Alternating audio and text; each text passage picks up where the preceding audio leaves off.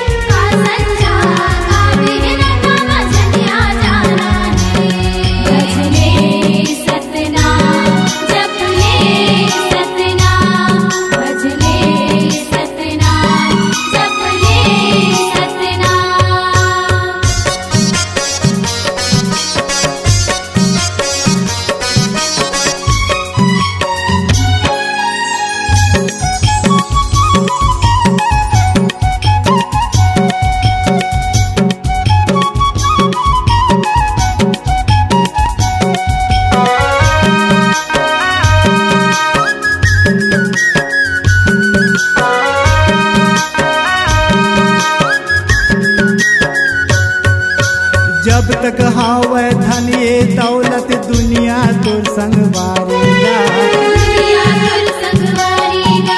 विपत पड़े कोई काम नहीं आवे, कौन बेटा कौन नारीगा। कौन बेटा कौन नारी जी, कौन बेटा कौन नारी।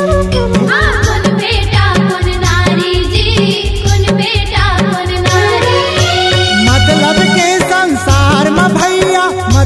के संसार में भैया तैजन भुलाना रे। मतलब के संसार में भाई तैजन भुलाना रे।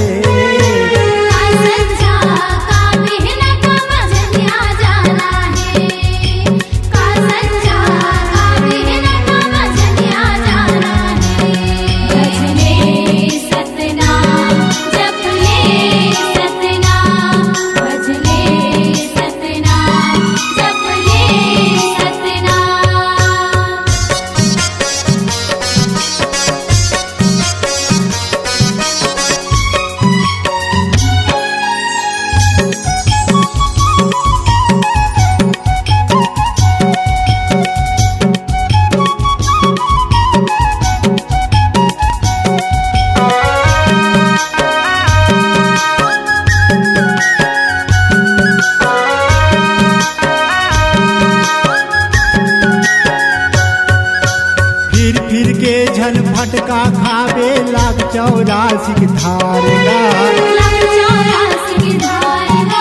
पछतावे दुख पावे भाई माया जग बजारेगा। माया जग बजारेगा, माया जग बजार।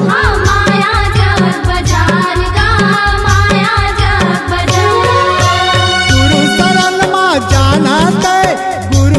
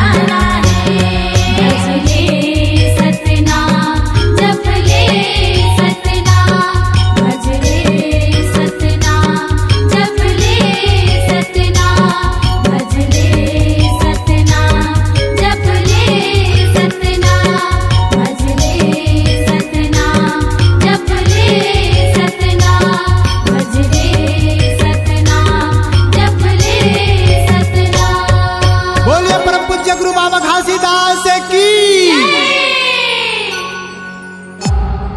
C-Log Digital Recording Studio, Cordoba. Contact number 9907119215.